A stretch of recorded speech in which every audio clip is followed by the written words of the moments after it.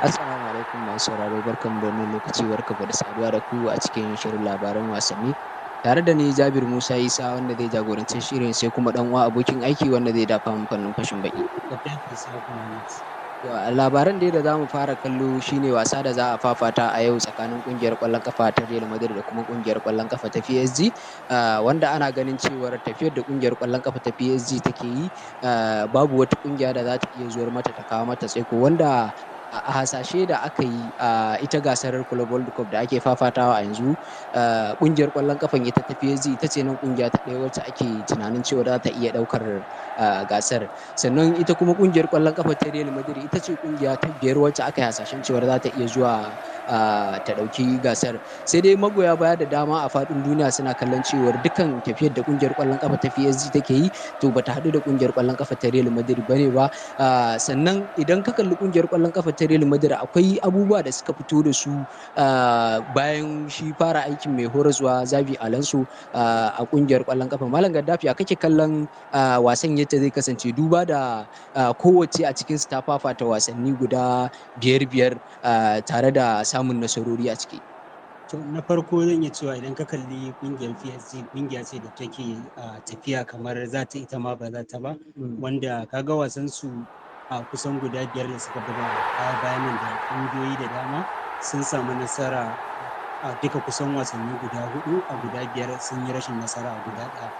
Ka kalli ta kuma kungiyar Real Madrid ba ta yi rashin nasara ko guda ɗaya ba, duk da kuma da sabon salo da mai horarwar ya zo tun da shi a sabon yankan rake ne, duk da ya buga a kungiyar Bayer Leverkusen, amma tsarin da ya kawo kungiyar kwallon kafa ta Real Madrid yan wasan kuma suka karba, zaka ga duro ɗaya ya buga duka wasanninsa kusan yayi nasara, duk da yakan samu kamar kusan wasan na ƙarshe dab da za ku tashi an kusa ma warware kwala-kwalan, wanda za ga yana jera kusan mutum uku ne a baya, mutum hudu a tsakiya, mutum uku a wanda za a ce tsarin ma Real Madrid kamar an daɗe ma ba a buga irin shi ba za a ce ba su ba, sai da ce sun jima ma ba sa kawo tare, saboda sun kusan akan tsarin 4-4-2 shine kusan tsarin da kungiyar take, kuma duk wani mai horarwa da ya zo wannan tsarin kusan yake tafiyar da shi a cikin wannan kungiyar. Don ka kalla kamar yadda kai maganar hasashe da aka yi na wacce ake ga za ta iya lashe gasar, za ka ga Real Madrid tana wajen na biyar na shida aka saka ta ba, amma kawuta za ta yi irin dogon zango ta zo wannan mataki ba, wanda a Chelsea da mun kusan aka ba wa kungiya ta ɗaya ake tunanin za ta lashe wannan gasa, kuma gashi ta je wasan ƙarshe. Amma ina ga PSG ina ga tsakanin na biyu ko na uku dama aka saka ta, na ganin za ta iya kaiwa wannan mataki. To gashi dai tana tafiya waye ne, amma kuma ka kalli ita kanta kungiyar PSG kuma da za ta kara, duk kungiyar da ke haɗuwa da su zan iya cewa kamar suna da ko rauni ko tuntuɓe a cikin su. Amma a ciki akwai a cikin nasarar da samu ta zira kwallaye guda hudu kungiyar kwallon kafa ta Atlantico Madrid, ka kuma ba a ce ta kungiya ce mai rauni ba. Kungiyar kwallon kafa ta Atlantico Madrid wata kungiya ce wacce take buga wani irin salon wasa zan iya cewa, wanda su diddage su baya wucewa akan Real Madrid da Barcelona, wanda za ga Barcelona ma buge su suke yi, sun fi kamar yin dagiya yana ga kan wasan Real Madrid, amma za ga ba kowanne wasa suke diddage su, za ga sun zage sun yi wannan dagiyar ba, wanda ya wuce wannan kungiyoyi guda biyu tsakanin da su buga da Real Madrid ko kuma Barcelona, anan suka fi nuna dagiyar su. To shine a tunanina da hasashena nake ga wannan duk ba wasu kungiyoyi bane da suke, duk da ta je gasar zakaran nahiyar turai, ta je kusan wasan karshe kusan asu biyu ina ga kwanakin baya, ko in ce a shekarun baya, wanda Real Madrid kusan ita take doke ta, take daukan wannan wasa, ma ita take cire ta zagayen kwata final. To zaka ga a kungiyar kusan yanzu karsashinta ba irin na da bane, yayi baya, ya kwanta dama sosai karsashinta, shi yasa ni ban yi mamaki ganin PSG ta buge Atlantico Madrid, kuma PSG ta dau gasar zakaran nahiyar turai, suna so a ce a wannan shekara sun dau gasar zakaran nahiyar turai kuma sun dau FIFA Club World Cup, wanda darajar kungiyar zai iya ƙara karuwa a idan duniya da kuma dukkan wasu al'amura na wasanni. To amma ya kake ganin maganganun da magoya baya suke yi, ya kake kallon wasan zai iya kayawa, Madrid din ce za ta iya samun nasara ko kuma ita kungiyar kwallon kafa ta PSG ce? Na farko abin da zan ce, za ka iya kallon duk da an ce shi history a kwallon kafa kusan yanzu karewa yake, ba a cewa ita a kwallon kafa ai za ga kamar kuma ba a fiya karya shi akan kungiyar kwallon kafa ta Real Madrid ba, duba da yadda ga ita ce nan kan gaba wajen ɗaukar ita gasar. Duk da dai za mu iya cewa ita ƙungiyar ƙwallon ƙafa ta PSG yanzu lokacin ta ne, kuma an ce mai layaki yayi mai zamani. So amma kaga ita Real Madrid za a iya cewa ta fi kowa ƙwarewa bugawa a gasar, duk da cewar an canza sabon tsari. To abu ɗaya zan iya ce ma nan, saboda ita Real Madrid kusan in ta zo irin wannan mataki, tun a wancan matakin da suka buga da Dortmund, in suka tsallako irin wannan wasan kusa da na karshe, gaskiya ba su suka yi adaba da shi ba idan yi stick za a kalla ko wannan. A wancan matakin na 'yan takwas, a nan yawanci suke samun matsala ko a gasar zakarin nahiyar Turai. Amma ne suka zo irin wannan matakin kuma suka yi ido biyu a kusan wasan karshe, za ka ga ba kasafai gaskiya suke wannan rashin nasara irin wannan wasannin ba. To zan iya ce ma a nan Real Madrid za ta iya doke Paris Saint-Germain, kuma wasan zai iya yin duru, amma ba lallai a samu zazzaga kwallaye. Ai dole sai an samu dai ta wuce, sai dai a ce wasan zai iya kaiwa ga zagayen abin nan ƙarin lokaci na minti 30 da ake yi. Gaskiya wasan zai iya kaiwa haka a zagaye na kusan minti 30 a je wasan daga kai sai mai tsaron raga, saboda in ka kalli duka wasannin su zan iya ce ma kusan wasannin Real Madrid da PSG a dan baya idan ka kalli tsakanin Real Madrid da PSG zan iya cewa kusan a shekarar 2022 ga wata, ko kuma in ce a watan 9 ga wata, kaga Real Madrid ta samu nasara akan Paris Saint-Germain ne nake jin da ci 3 da nema. Ba wasan kusa da na yau ci 3 da ake cire ta lokacin su Messi su Neymar da cin bafi a kungiyar. Ci 3 da 1. To kaga in ka kalli shine kusan zan iya cewa wasan su na kusan karshe. To wanda su kaga za su iya cewa suna da ya zan ce ma ne, suna so su ga sun ƙara samun nasara. Kusan za ga PSG bata cika samun nasara akan Real Madrid ba, shi yasa ce ma idan wancan tarihi ne, su kuma duk kokarin su ya za a yi su ga sun karya wancan tarihi, saboda yanzu ta kwallon kafa za ga tarihi duk karya shi ake, ba wasu kuma sukan dora da suke. To amma kuma yanayin wasa shi yake bada abin da za a bayar, duba da ita yanzu sabon salo ta zo da shi,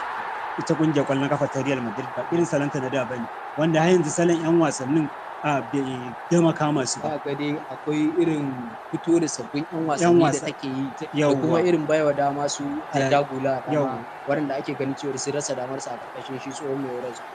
Wannan duk da akwai irin wannan kalubalen, kuma sannan kaga sun kawo kamar Alexander Arnold, wanda idan ya samu nasarar lashe shi wannan kofi, shine kusan kofinsa na farko a cikin wannan kungiya. Haka zalika shi ma Mbappe Dembele ya dau World Cup, kusan kaga ina ga a Barcelona ina ga kamar ya ci wannan kofin dai ba mantawa ne ba. To amma wannan ba ke je irin kaga yau to shine matakin sa na farko, shi ma nake tunanin zai dau wannan kofi, kuma wanda shi aka sa a gaba ake ganin zai lashe gasar zakarin 'yan wasanni na duniya, wato Ballon d'Or, wanda duk ƙididdiga ana ganin in dai ba a bashi ba, to abin da aka ƙara yi wa Vinicius, to sai dai irin wannan abin za a yi, a ce an canza ƙididdigar da wani abu, wanda duk wani matakai da kokari ya kai, wanda ko da iya wannan stage din aka cire shi, ya cancanci da a ce ya samu wannan abu. Duba da irin bajin idan ka duba ma gaba ki ina kallon kamar babu wani dan wasa da yake sama da shi a samun ba da gudunmawa wajen nasarar ita kungiyar da yake ci. To a da haka zaka ga kuma ai wanda aka bayar baya aka ba Vinicius, a duk wasu gididdiga su nuna Vinicius, duk da za a iya cewa amma lokaci guda a lokacin da za a bayar kawai sai aka canza abin aka ce Rodri, duba da wasu abubuwa da suka fitar. To kaga komai ka iya faruwa a irin wannan ba da irin wannan. Mu je ga ɗaya shi bakon namu, wato Dr. Usama, mu ji ta bakin sa ya yake kallon shi wasan. Bala Usama, muna tare da kai. Assalamu alaikum, barkanku da warhaka gaba ɗayan ku. Yawa barka ne, ya kake kallon wasan zai kai a gurguje, duk da na ga lokaci yana hararar mu. Sosai, ni ma lokacin da ga har na ɗan yi to yadda mutane ke kallon wasan nan suna ɗan ban mamaki, akwai wanda suke tunanin cewa ƙungiyar ƙwallon ƙafa ta PSG za ta iya cin Real Madrid, sai dai kuma kamar da ɗan uwa abokin aiki ya faɗa, idan Real Madrid ta zo matakin nan, dama a yawancin matakin da suka samu matsala shine matakin round of 16 haka, zuwa quarter final, amma in dai ta riga ta tsallako semi final ta riga ta ga kofi gaskiya ba ta cika rashin nasara ba, especially PSG abin da ake ta dogaro akan su ana iya cewa suna da team bana suna ƙoƙari tabbas sosai, saboda in ka duba wasan su da Bayern Munich duk da dai an daka su amma sun samu red card kuma sun yi nasara a wasan. Amma ni a nawa ganin gaskiya ina ganin Real Madrid, ba wai kuma dan ni dan Real Madrid bane, Real Madrid za ta iya winning din wasan nan, ko dan kuwa in kai duba da tsohon dan wasan PSG Kylian Mbappe Kylian